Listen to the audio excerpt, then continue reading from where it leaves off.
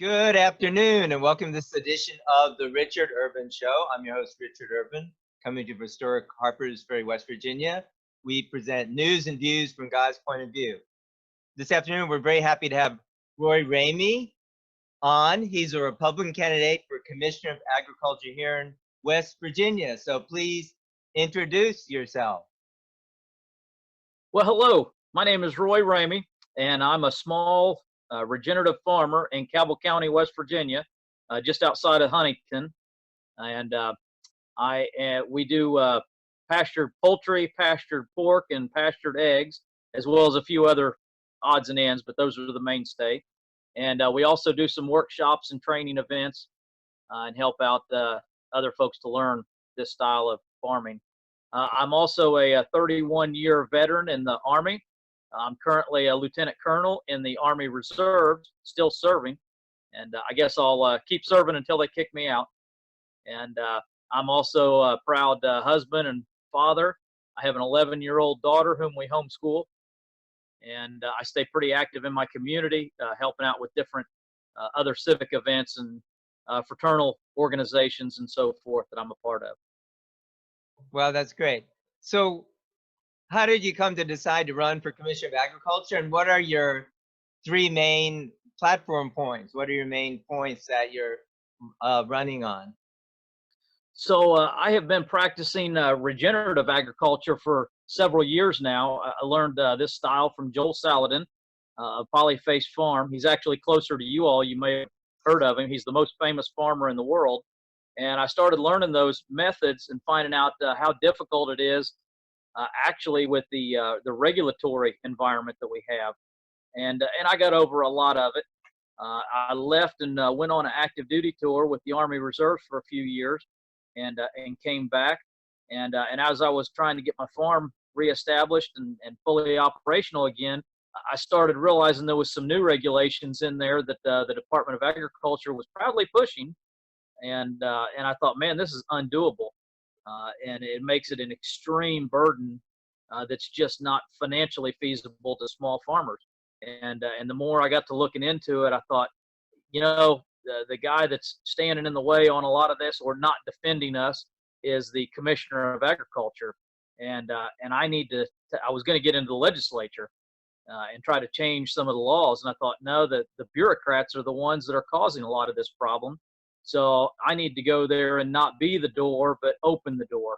And that really got me into this mission and deciding to help cut some of this regulatory burden and make it easier for small family farms. In West Virginia, we don't have very many industrial farms, yet the regulations that are put in place at the federal and state level are geared not toward our safety, as we're often lied to, but they're actually there to protect the industrial farming system as opposed to the small family farms. And so there's a difference between what a lot of people will tell you with, everybody says they're for the small farm. And, nobody's going to say, I'm against small farms. But what they really mean, most of the bureaucrats talk about small farms, they're talking about industrial farms on a small scale. I'm actually talking about small farms producing food for their local communities. Right. What's the difference between a regenerative farm and, say, an organic farm, or is it similar or the same? So there's some similarities, and I'm glad you asked that. A lot of people hear organic and they just think this nice idyllic farm, but there's a lot of vagaries in the organic label. It's actually controlled by the U.S. Department of Agriculture as a franchise, and there's a lot of problems with it despite what people think. And you can do a lot of not so great things in producing food and get away with it and still put the certified organic label on it. The big difference is in regenerative farming, it's about rebuilding the soil and rebuilding the environment. We pasture our animals and we move them around the pasture, and we never shovel manure because we let the animals do that, and we make sure that it gets spread around to all the fields that we're actually using and help rebuild that soil. My big mentor, Joel Salatin, talks about his farm over 50 years ago, where it had highly eroded soils. And through the regenerative practices, they've actually built back a lot of the soils that they had so depleted there. And it's a pretty proud thing to have. Is that any relation to no-till farming, or is that more a big commercial thing? So no-till farming is a specific technique within it, and that does help the soil. No-till just basically means we're not putting a plow in the ground and disrupting the soil. It doesn't necessarily mean you're putting nutrients back in the soil. So with sustainable, and the no-till is a technique in sustainable, that just means that we're not going to destroy it any more than we've already destroyed it, in theory. With regenerative practices, we not only don't want to destroy it, we want to rebuild it to its former glory, so to speak, because we got more people on this planet every day, and that population is just growing, which means we need more quality food.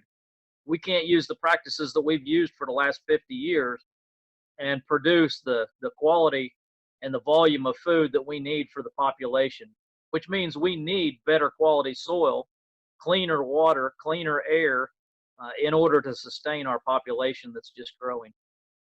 Regenerative actually does that. Okay. So you mentioned about regulations that as you were setting up your farm again or restarting it, you mentioned excessive regulation.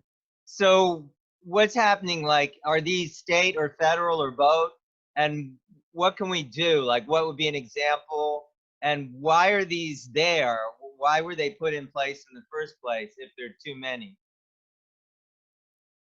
Yeah, that's a good question. And I'll start with saying they're both federal and state level regulations.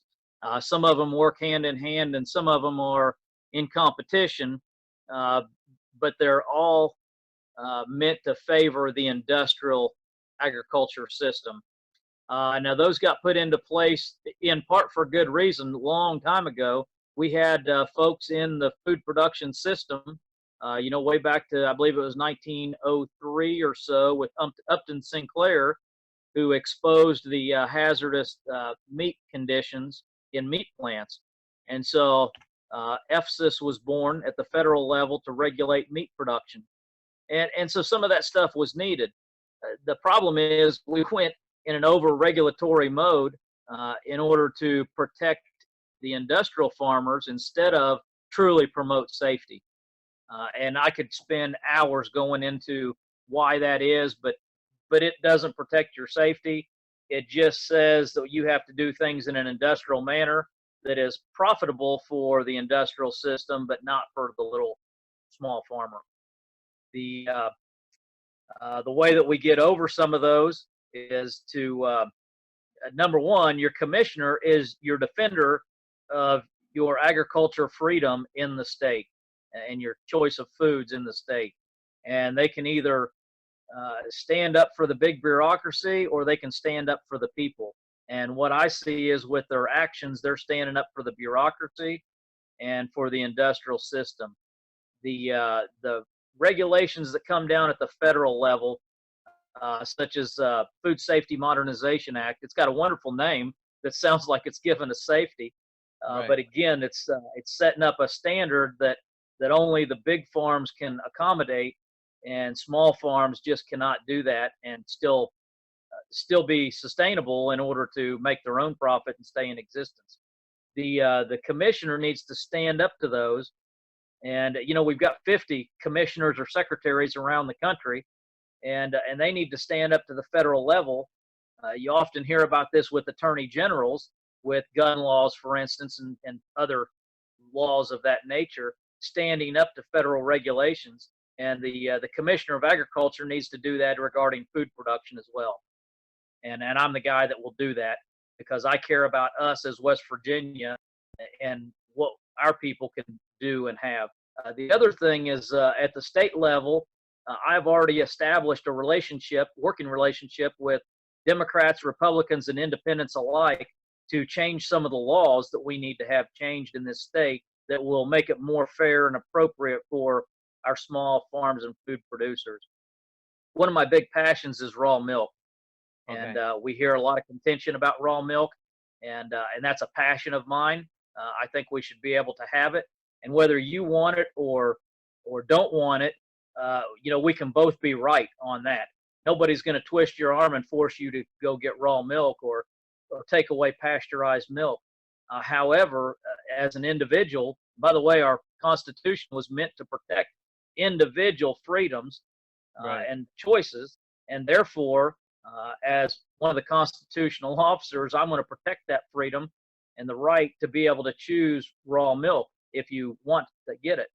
We just need to create an environment where raw milk is legal to acquire. Right now, we have a herd share, and a few years ago, I was part of helping to establish the laws. We were asking for open sales of raw milk and a herd share bill. A few of us were pushing together on that, and the open sales did not pass, but the herd share did. Unfortunately, through the committee process and all, there was a lot of unnecessary pieces put into that, which makes it a undesirable bill for a farmer to end up doing. And as a result, we only have a few producers of herd share around the state. And if you want to get into a herd share, number one, you have to agree to get a portion of the milk. Generally, it's 1 gallon as your portion each week of the year, whether the cow or goat is producing or not. And you might have to drive anywhere from an hour to a couple or 3 hours away. I hear about people driving 3 hours each week to go get milk, 1 gallon of milk, because they believe in the value of. That's way too much. So now, I'm willing to pay $7 or $8 for a good, wholesome gallon of raw milk. I'm not willing to pay $30 for that same gallon, not to mention my time of driving 2 hours or so to go get it. And just by changing the law, we can allow open sales, no different. The herd share is allowed, and nobody said that it's unsafe. Well, if it's safe to get a herd share, should it not be safe to go buy a single gallon of milk as well? So why are that's people? Yeah. Oh, I'm sorry. Why are people against it? So there is a lot of fear and doubt in there because of the industrial milk supply. The dairy lobby is very powerful, and they don't want to have any of their kingdom disrupted. And if you take out just 5% of the sales of industrial milk, then that significantly impacts them. So it's not really about safety. It's about their sales and their kingdom. Now, they use safety and fear amongst the population to tell you how dangerous this raw milk is. And I'm not going to say that there's not risk.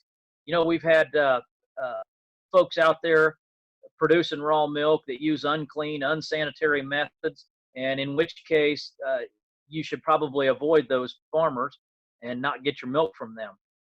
Weston A. Price Foundation and the Farm to Consumer Legal Defense Fund actually has a set of standards that are standard practices for raw milk production that as a producer, you should adhere to those standards. And it discusses the cleanliness, the methods that you need to use, refrigeration, and so forth in order to produce a clean, healthy product. And we're not asking, again, for anybody to twist your arm and tell you that you've got to take raw milk over pasteurized milk. We just want to be allowed to have it. Now, I've got a friend and a farmer up the road from me who was producing goat milk, and I just didn't care for the methods they used, and the cleanliness standards didn't seem up to my standard, whether it was or wasn't. And so I used my conscious decision not to acquire that milk.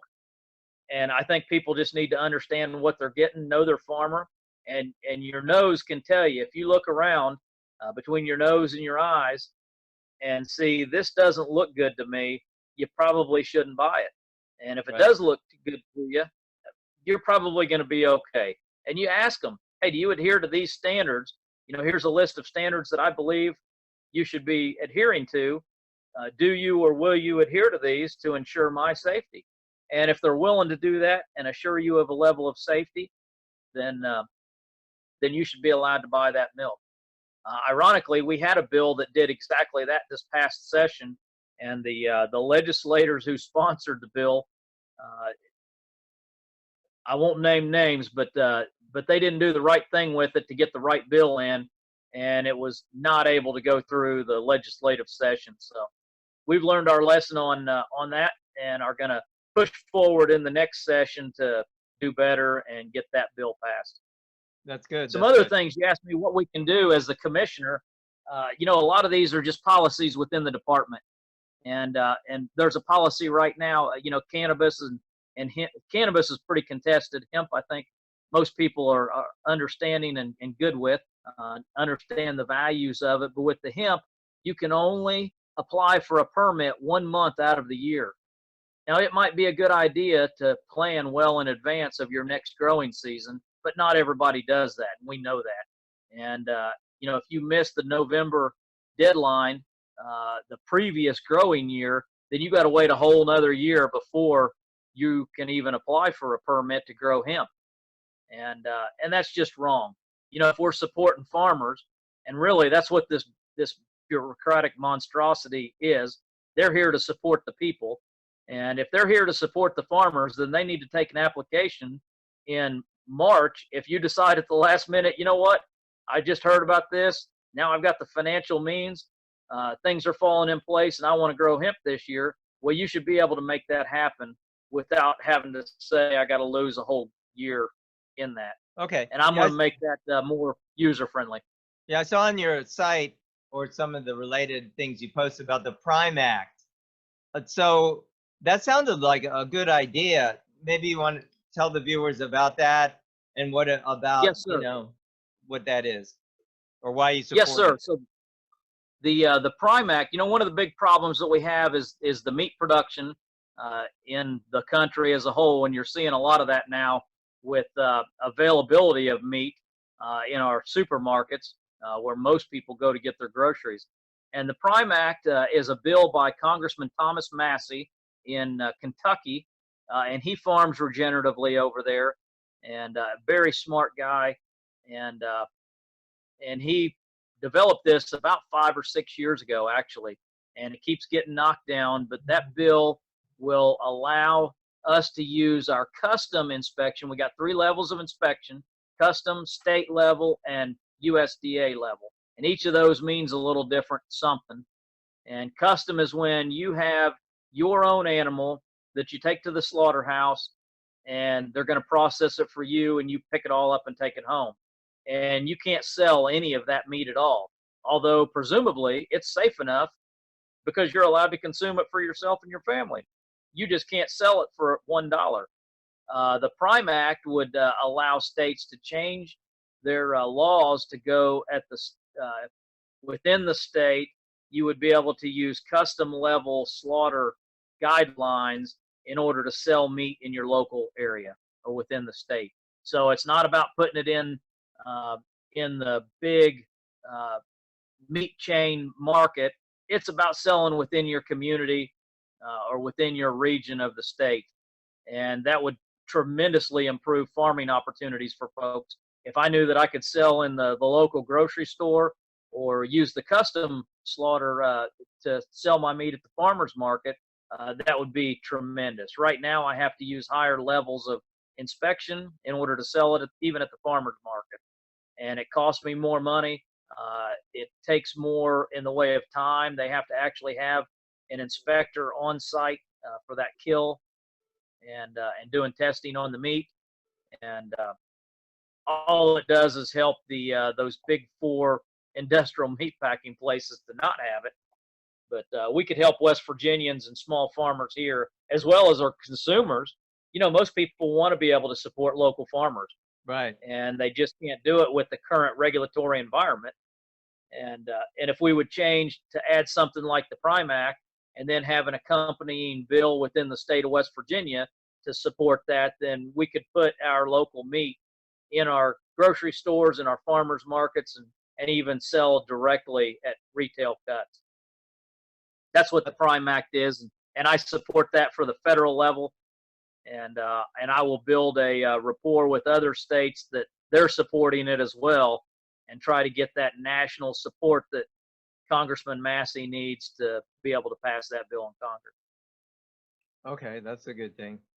So do you think that is there any issue of like I was reading sometimes about GMO crops and versus like non-GMO, like there could be contamination among, I don't know, neighboring farms or things. Is that an issue in West Virginia or in general? Is that something you're concerned about or not?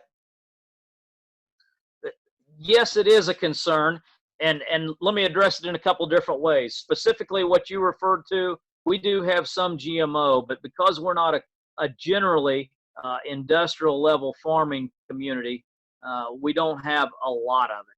We do have some of it. The big thing is when I want to get feed for my livestock, I can't get a GMO-free feed because it's just not available around here. I have to buy it pre-bagged from somewhere else, have it shipped in at an enormous cost. Yet I've got a feed mill that's 20 miles up the road one way and 35 miles up the road another way, that if we just had GMO-free material available, then I could get the GMO-free feed. And I actually have a ton of customers who would want that very thing, and they would even pay extra for it. I think when we change some of our environment to make it a little easier for farming, we'll have more small farms. We're not going to have 1,000-acre cornfield out here.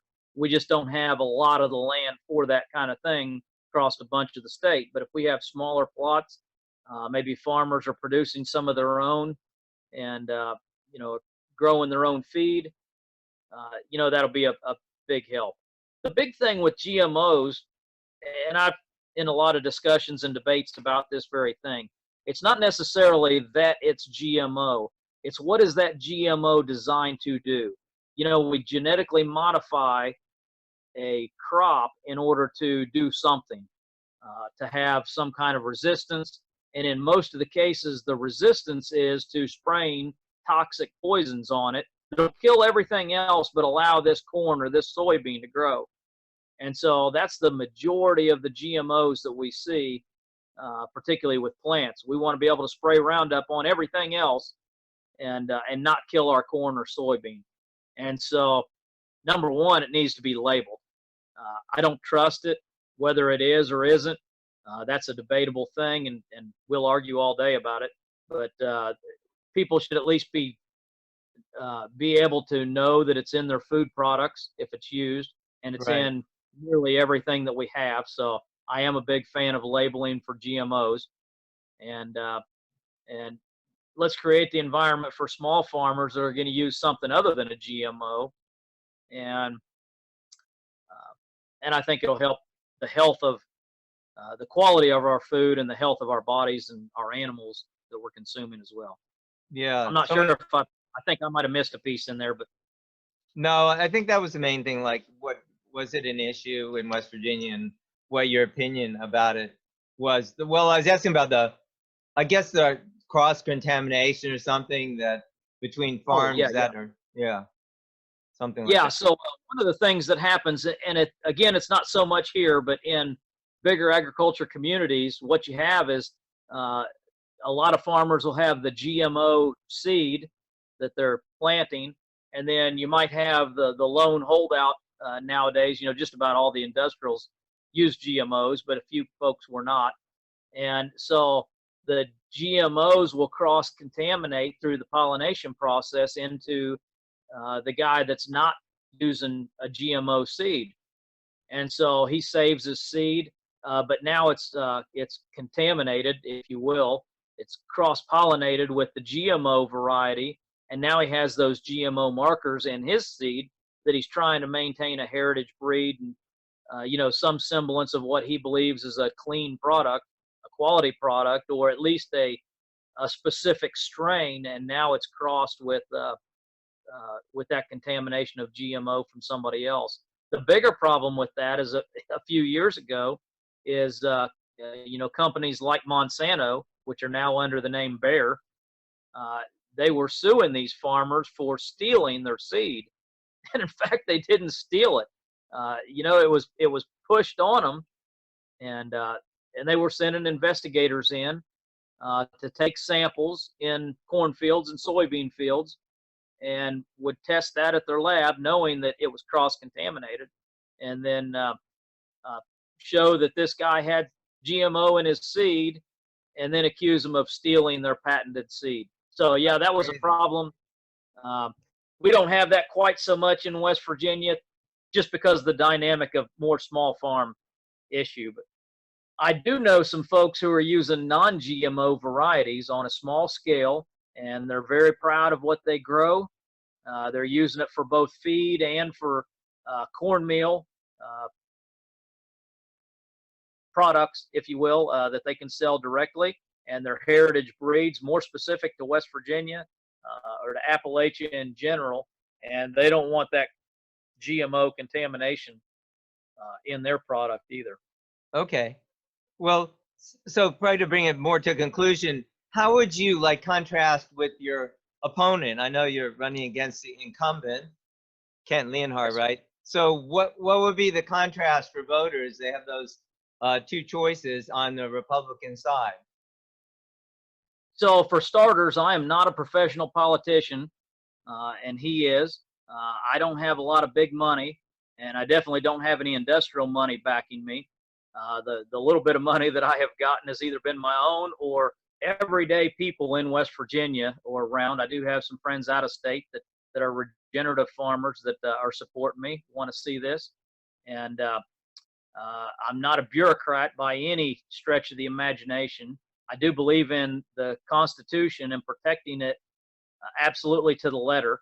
I've done extensive study of our founding fathers and of their establishment of the Constitution, the history around the founding of the country, and I well understand the Constitution and the intent behind it with protecting our individual rights. And with my 31 years of military service, I didn't serve to protect the government of this country.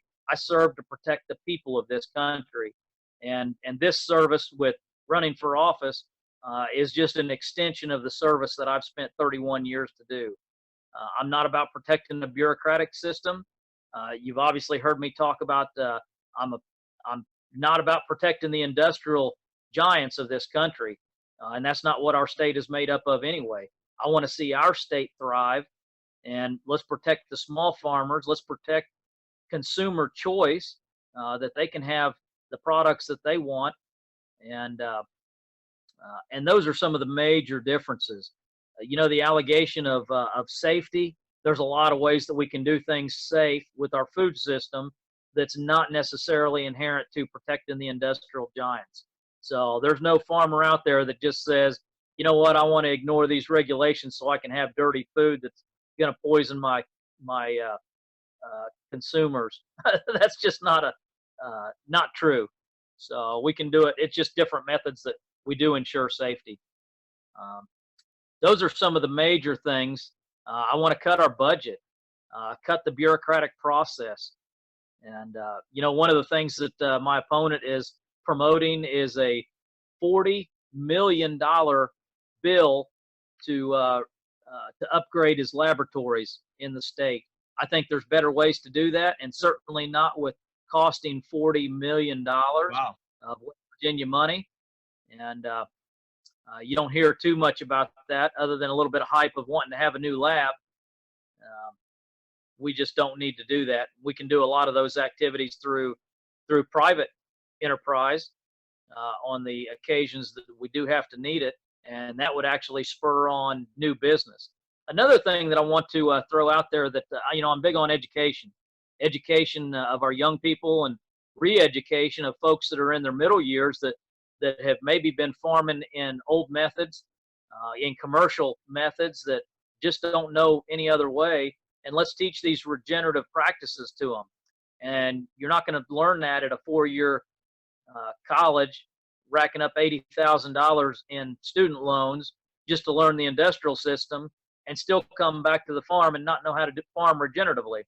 So we've got about 6 or so state farms around the state, and I want to convert those to demonstration farms with the regenerative practices being utilized. Pretty much the same model that Joel Salatin uses on his farm.